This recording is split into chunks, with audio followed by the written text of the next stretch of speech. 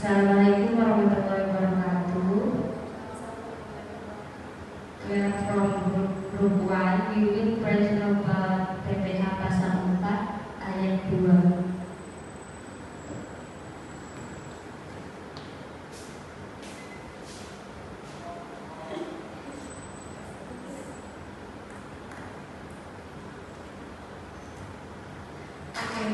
The first material is pengertian PPH pasal 4 ayat 2. Jadi PPH pasal 4 ayat 2 atau PPH final itu adalah pajak penghasilan atas jenis penghasilan tertentu yang bersifat final dan tidak dapat dikreditkan dengan pajak penghasilan terutang. Kenapa disebut pajak final? Itu karena setelah dipotong, penghasilan tersebut tidak digabung lagi dengan penghasilan lain. Next. Penghasilan yang dikenakan pemotongan pajak penghasilan pasal 4 ayat 2. Yang pertama adalah penghasilan dari persewaan tanah dan atau bangunan. Yang kedua, penghasilan dari obligasi yang diperdagangkan di bursa efek. Yang ketiga, penghasilan dari pengalihan hak atas tanah dan atau bangunan. Yang keempat, penghasilan dari hubungan deposito, tabungan, jasa giro, dan diskonto SBI. Yang kelima, penghasilan dari transaksi penjualan saham dan saham di bursa efek. Yang keenam, penghasilan dari penyerahan hadiah undian. Dan yang terakhir, penghasilan dari penyerahan jasa konstruksi. Penghasilan dari persewaan tanah dan atau bangunan itu dipotong oleh penyewa. Dalam hal penyewa adalah badan pemerintah, subjek pajak dalam negeri, penyelenggaraan kegiatan, BUT, KSO, perwakilan perusahaan luar negeri lainnya, dan orang pribadi yang ditetapkan oleh Dirjen Pajak. Yang menyewakan melalui penyetoran sendiri dalam hal penyewa adalah orang pribadi atau bukan subjek pajak, selain yang disebutkan pada huruf di atas. Tarif 10% dari jumlah bruto nilai persewaan tanah dan atau bangunan bersifat final. Ini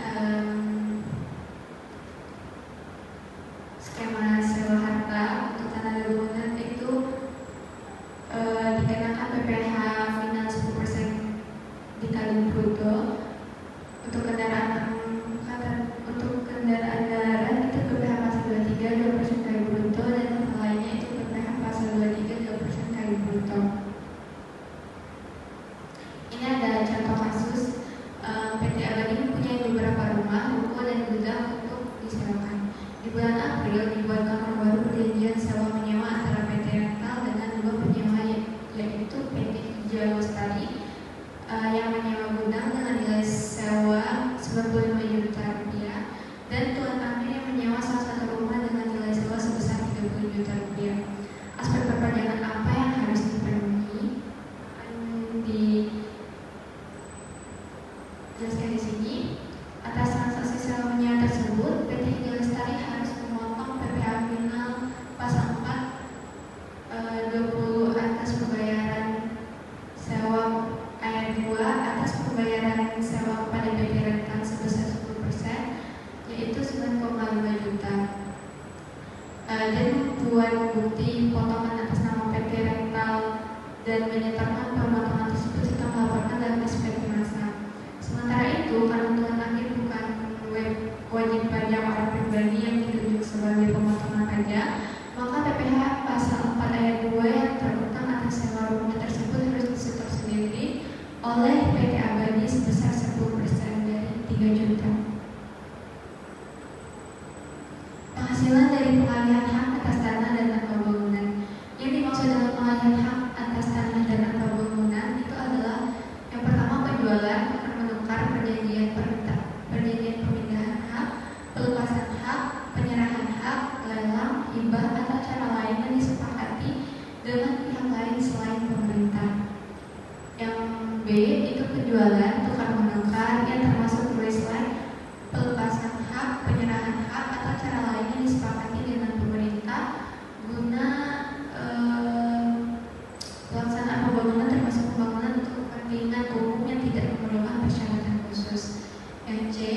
penjualan, tukar menukar, termasuk recycle, pelepasan hak, penyerahan hak, atau cara lain kepada pemerintah guna pelaksanaan pembangunan untuk kepentingan umum yang memerlukan persyaratan khusus.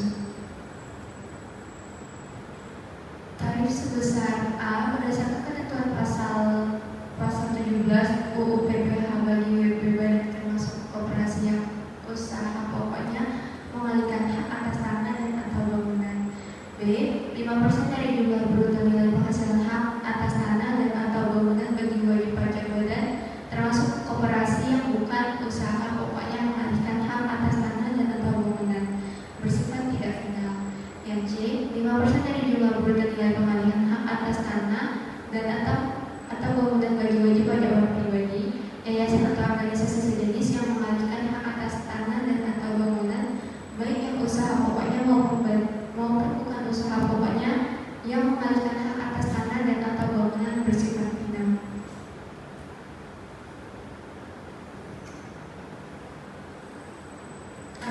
Pengecualian pengenaan PPh atas pengalihan hak atas tanah dan atau bangunan. A. Hibah kepada keluarga dalam garis lurus badan keagamaan, pendidikan, sosial atau pengusaha kecil berdasarkan SKP. Yang B.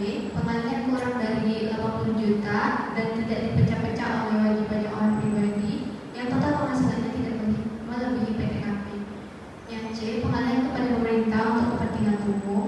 Yang D. Dalam rangka penggabungan, peleburan, dan pemekaran usaha dengan nilai buku berdasarkan SKB. Cara pelunasan. Yang A. Orang pribadi atau badan yang menerima atau memperoleh penghasilan dari pengalihan hak atas tanah dan atau bangunan dari pihak selain pemerintah wajib membayar sendiri pajaknya. Yang B. Orang pribadi atau badan yang menerima atau memperoleh penghasilan dari pengalihan hak atas tanah dan atau bangunan dari pemerintah yang tidak memerlukan persyaratan khusus dipungut PPh oleh bendaharawan atau pejabat yang melakukan pembayaran atau pejabat yang menyetujui tukar menukar.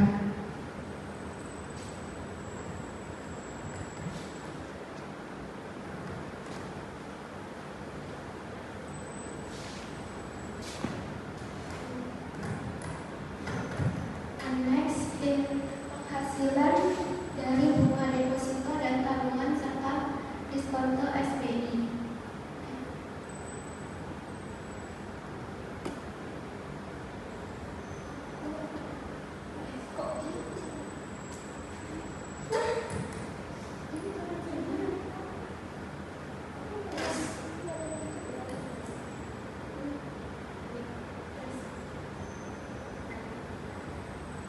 Terdapat PPh atas penghasilan berupa bunga dengan nama dan dalam bentuk apapun yang diterima atau diperoleh dari deposito dan tabungan serta diskonto SBI bersifat final.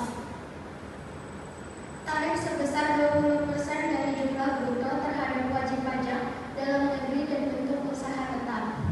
Yang B. 20% dari jumlah bruto atau dengan tarif berdasarkan perjanjian penghindaran pajak berganda yang berlaku terhadap wajib pajak luar negeri.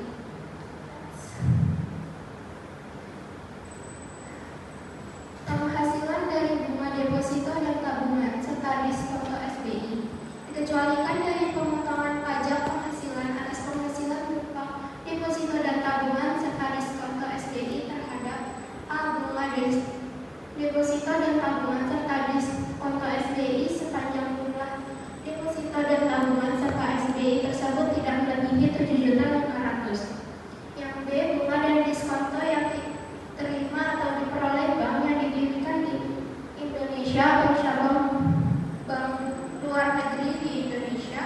Yang C. Yaitu bunga deposito dan tabungan serta diskonto SBI yang diterima atau diperoleh dana pensiun yang pendiriannya telah disahkan oleh Menteri Keuangan sepanjang dananya diperoleh dari sumber pendapatan sebagaimana dimaksud dalam pasal 29 UU nomor 11 tahun 1992 tentang dana pensiun. Yang D. Bunga tabungan pada bank yang ditunjuk pemerintah dalam rangka pemilikan bunga sederhana dan sangat sederhana. Kafin siap bangun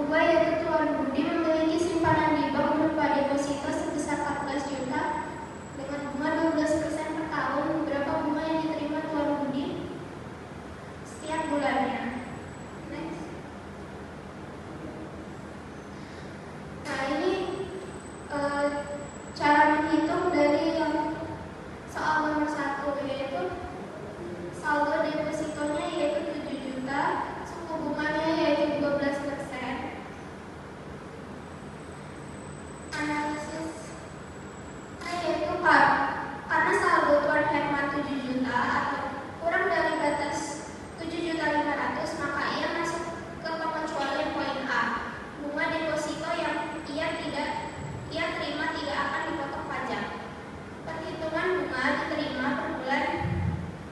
Rumusnya yaitu saldo dikali suku bunga dikali jumlah hari atau jumlah hari setahun. 7 juta dikali 12% dikali 30 dibagi 365 sama dengan 69.041 rupiah. Karena jumlah simpanan deposito Tuan Herman kurang dari 7.500.000, maka atas bunga dari deposito Tuan Herman tersebut tidak dipotong pajak.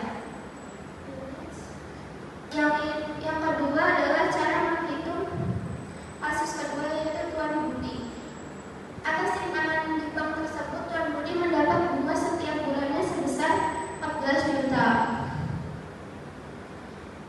Dikali 12% dikali 30 dibagi 365 sama dengan 138.082 rupiah.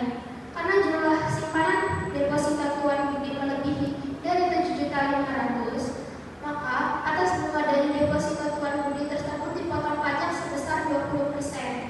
20% dikali 138.000 dibulatkan dari hasil yang di atas sama dengan 27.600, sehingga total bunga deposito yang diterima Tuan Budi setiap bulannya sebesar 138.000 rupiah dikurang 27.600 rupiah sama dengan 110.400 rupiah.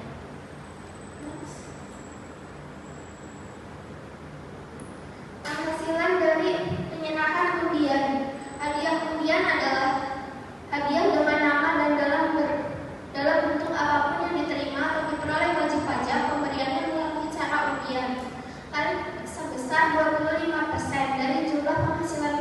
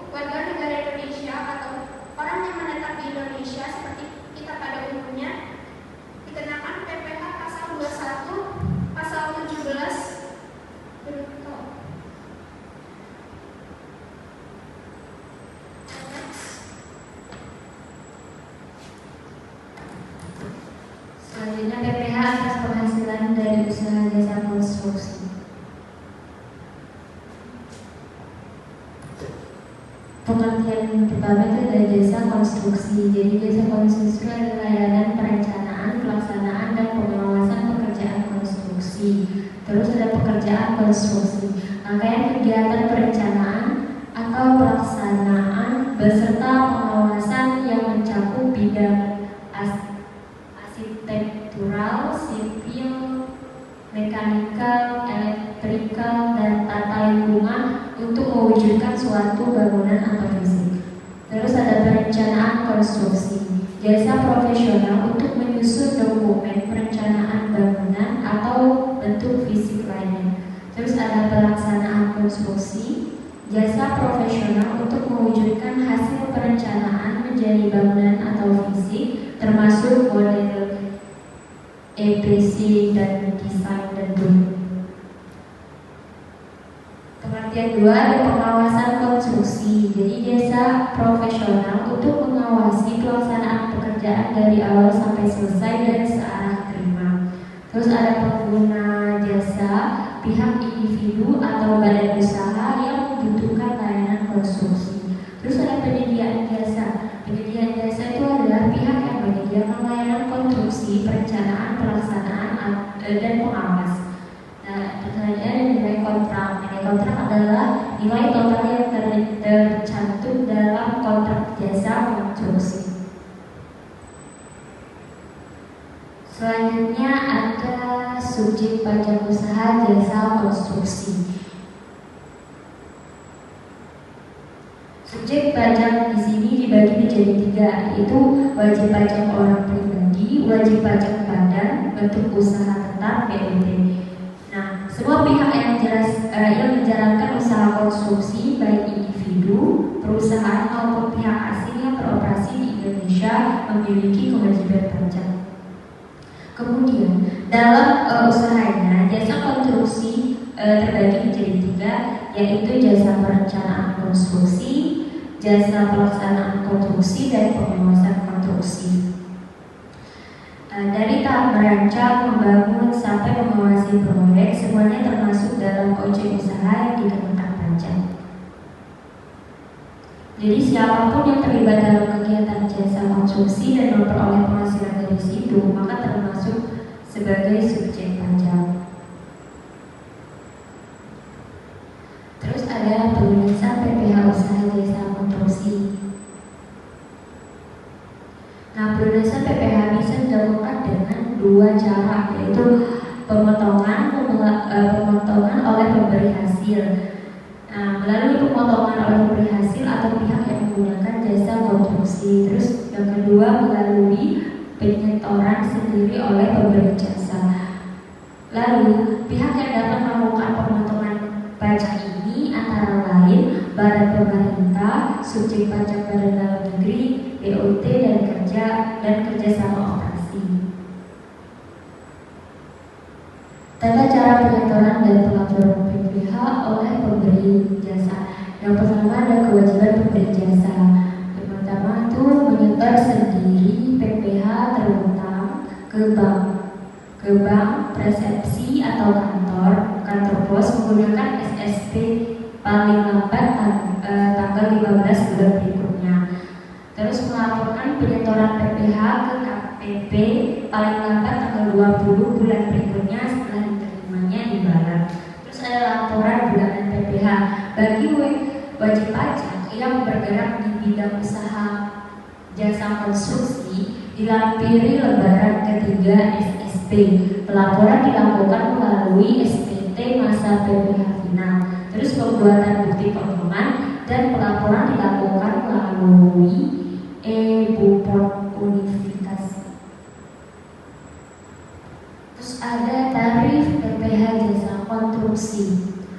Yang pertama itu ada PPh Senat tahun 2022, yaitu jasa pelaksanaan konstruksi oleh pengusaha berkualifikasi kecil atau sertifikat kompetensi kerja. Nah, tarifnya itu 1,75%. Keterangannya itu dia memiliki SBU atau SKK. Terus ada jasa pelaksanaan konstruksi kualifikasi menengah atau besar. Nah, tarifnya itu 2,65%. jasa perencanaan atau pengawasan konstruksi bersertifikat, tarifnya itu 3,5%. Terus ada jasa pelaksanaan konstruksi yang tidak memiliki sertifikat badan usaha atau kompetensi kerja, tarifnya 4%. Ini tidak memiliki SBU atau SKK. Terus ada jasa perencanaan atau pengawasan atau konsultasi yang tidak memiliki kualifikasi 6%. Nah, jadi pajak tarif pajak berbeda-beda ya, tergantung jenis jasa konstruksi dan apakah perusahaan memiliki sertifikat atau tidak. Semakin lengkap sertifikat yang dimiliki perusahaan, maka tarif pajaknya cenderung lebih rendah. Selanjutnya ada penyetoran dan pelaporan PPh jasa konstruksi. Penyetoran PPh yang pertama dilakukan paling lambat tanggal 15, berikutnya setelah masa pajak berakhir. Terus menggunakan surat setoran pajak atau SSP. Terus ada pelaporan SPT desa.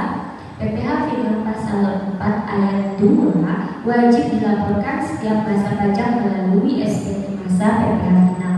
Pelaporan dilakukan paling lambat tanggal 20 bulan berikutnya setelah masa pajak berakhir dengan melampirkan bukti potongan atau surat setoran pajak SSP. Sistem pelaporannya itu dilakukan melalui e-book notifikasi. Oke, sekian